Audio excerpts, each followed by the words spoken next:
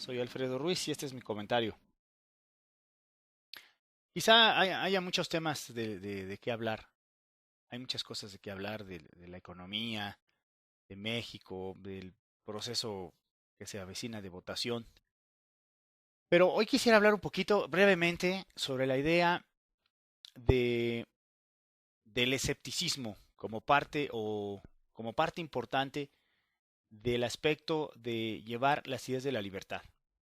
¿Por qué el escepticismo es muy importante? Para mí el escepticismo es muy importante porque genera, a fin de cuentas, lo que llamaremos un pensamiento crítico respecto a las cosas que se nos dicen, a las cosas que escuchamos por parte de los gobernantes. O sea, los gobernantes siempre hay que verlo de alguna manera, tenemos que ponernos en la lógica de ellos y en la lógica de ellos, pues todo lo que nos traten de decir para acumular poder, pues es importante. Quizá para nosotros suele ilógico, pero desde el punto de vista de ellos, pues es congruente. O sea, ellos son congruentes, a fin de cuentas, con su objetivo, que es la obtención de más poder político. Y aunque a nosotros nos parezca raro, aunque a nosotros nos parezca corrupto, o aunque a nosotros nos parezca extraño, o inclusive contradictorio para las ideas de la democracia y de la sociedad y todas estas ideas, pues obviamente para ellos no. Entonces, por eso el escepticismo debe ser una parte importante de ver el espectro político de una manera tal de que podamos decir, bueno, ok, está bien que tú pienses eso, pero yo creo que eso es equivocado. O más bien un pensamiento crítico de decir, ok, veo que estás realizando esta actividad, pero ¿cuál es el objetivo último de esta actividad? ¿Por qué estás realizando a fin de cuentas esta actividad? ¿Por qué ayudas a los más desprotegidos repartiendo la riqueza? ¿Porque eres una buena persona? Y si eres una buena persona, ¿por qué no repartes tu propia riqueza? Porque repartes la riqueza a los demás. Y este es el objetivo final. El objetivo final no es repartir la riqueza o ayudar a los pobres. El objetivo final es, a fin de cuentas, obtener más poder a través del voto, a través de la democracia. Y a muchas personas les falla este aspecto. O sea, a muchas personas les falta el aspecto de decir, ¿es posible que un grupo de personas pueda de alguna manera saber qué es lo que necesita el resto de la población? O sea, ¿qué es lo que estas personas llamadas gobernantes tienen que hacer para que toda la sociedad en su conjunto sea mejor? ¿Realmente son capaces ellos de realizar esas actividades? ¿Realmente son capaces de obtener el conocimiento necesario para poder hacerlo? La verdad es que desde mi punto de vista escéptico, no, no es posible, no es posible que ellos sepan cada una de las cosas que suceden en el país, cada uno de los miles de detalles o millones de detalles que suceden día a día. Por ejemplo, podrían en cierta manera calcular cuál es la cantidad de alimentos que se necesita para alimentar a todos los mexicanos de cierta manera. Pero obviamente hay muchas cosas antes de repartir los alimentos. A lo mejor mucha gente cambia de opinión, a lo mejor mucha gente muere en el proceso de repartir los alimentos, a lo mejor mucha gente obtiene más información respecto a los alimentos que había o pensaba consumir y a fin de cuentas cambia su consumo. Entonces, todo el tiempo, la información que estas personas llamadas gobernantes tienen para tratar de calcular qué es lo que nosotros necesitamos, todo el tiempo esa información cambia. Y es bien importante porque, por ejemplo, desde el punto de vista de las leyes de la naturaleza, de la física, por ejemplo, yo me imagino, por ejemplo, cuando nosotros vamos a calcular la gravedad, por ejemplo, para hacer un cálculo sobre lanzar una nave al espacio y todo esto, pues obviamente la gravedad es una constante. O sea, es una constante que no importa dónde se mida, es siempre la misma. ¿Sí? O sea, es posible calcular la gravedad en cualquier parte del universo, siguiendo las fórmulas elementales que se llevan aquí en México, en la Tierra. Entonces, ¿es posible calcular la gravedad? Sí, porque es una constante. Pero en la materia de los seres humanos, nosotros no somos constantes. Nosotros no somos un número determinado en el cual tú le puedes hacer un cálculo matemático. Yo, yo estoy a favor de la estadística, o sea, se puede hacer un análisis estadístico de cómo podría ser o cómo o cuáles son las tendencias que yo tengo de consumo. Pero de ahí a decir que a base a esa tendencia podemos de alguna manera hacer un cálculo económico preciso, se me hace muy difícil. Por eso soy escéptico. ¿Cómo es posible que estas personas puedan hacer eso? ¿Cómo es posible que un gobernante pueda saber qué es lo que yo necesito? He visto muchos escépticos, he visto muchas personas que están en contra de la religión, ¿sí? Muchos de estos ateos militantes que dicen que no, que el uso de la razón es lo más importante. Pero a la hora que los enfrentas con la idea de que el Estado es casi el estatismo es casi una religión, pues estas personas se niegan a aceptarlo, se ponen, se enojan, ¿sí? Dan golpes en la mesa, no, y te dan argumentos. Y cuando tú escuchas sus argumentos, son exactamente los mismos argumentos que ellos critican de los religiosos. O sea, critican la forma eh, mística de pensar de los religiosos y al mismo tiempo ellos usan esa misma mística que critican para defender el estatismo.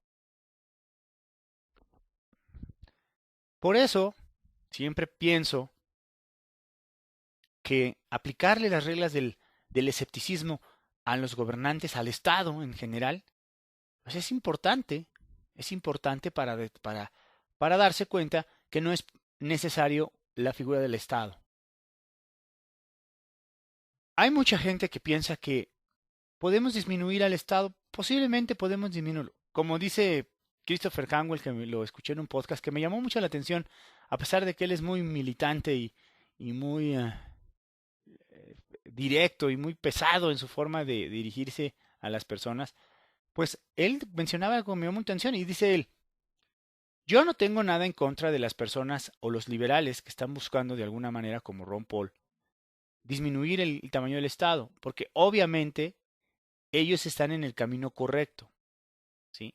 O sea, si ellos piensan hacer eso y ellos piensan llevar allá, pues adelante, que hagan eso, que lo intenten, pero que estén conscientes de que yo, de alguna manera, yo no estoy sintonizado en ese canal, ¿no?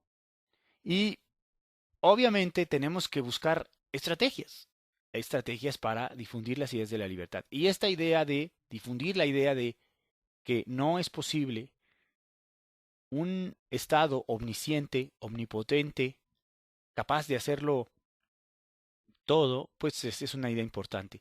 Y invitaría a muchas personas que son escépticos, que le apliquen los mismos conocimientos escépticos, las mismas ideas escépticas que tenía Carl Sagan en contra de los que creían en los ovnis, en los que creían en la religión, en la brujería, ¿sí? En la homeopatía. Pues todas estas ideas también hay que aplicárselas al estatismo, para que darnos cuenta de que el estatismo es una especie de superstición, es una religión, una superstición que a fin de cuentas tiene embrujada o hechizada a la gente, por decirlo de alguna manera, y que esa gente está confiada de que el estatismo es bueno, el estatismo lo va a sacar de la pobreza.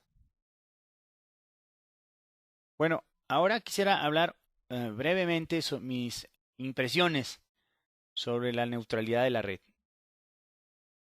Para las personas que no alcanzan a entender qué es la neutralidad de la red, voy a tratar de dar un ejemplo. Hay empresas que se dedican de alguna manera a generar información. Estas empresas que generan información no necesariamente tienen los medios para transmitir la información.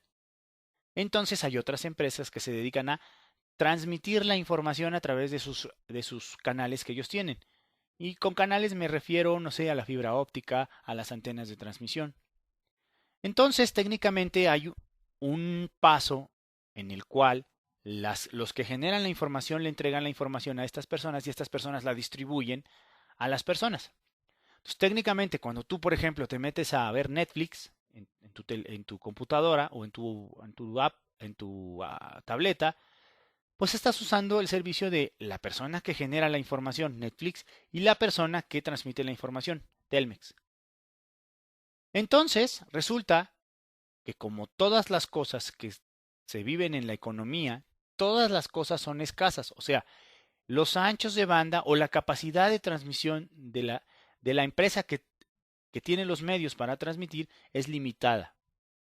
Y sucede que cuando empresas como Netflix o empresas que manejan videos o audios de alta calidad, pues usan un gran ancho de banda.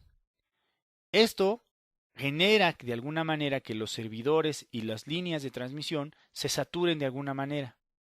Entonces, las empresas que tratan de mantener viva la Internet, lo que sucede es que lo que quieren de alguna manera, y esto es bien importante, es hacer una diferenciación entre la información que les dan los que ofrecen la información a ellos para determinar qué información es más importante. Pero ojo, aquí, y esto es bien importante, las personas que transmiten la información quieren que el consumidor decida cuál información es más importante. O sea, qué es más importante que otra información. Supongamos que una persona quiere subir al internet un video de un gato y esta persona va a usar un determinado ancho de banda, pero otra persona va a subir al internet a lo mejor un video explicativo de cómo salvarle a través de un procedimiento médico la vida a una persona, para que otros doctores estén conscientes de este procedimiento y lo puedan saber. Entonces la pregunta es, ¿quién debe decidir qué es más importante? O sea, toda la información que se suba, el video del gato y el video del procedimiento médico, ¿deben ser tratados iguales? ¿O de alguna manera las personas que van a subir su información y quieren que su información se le dé prioridad, puedan pagar una cantidad extra, un premium que le llaman, para que su información llegue más rápido?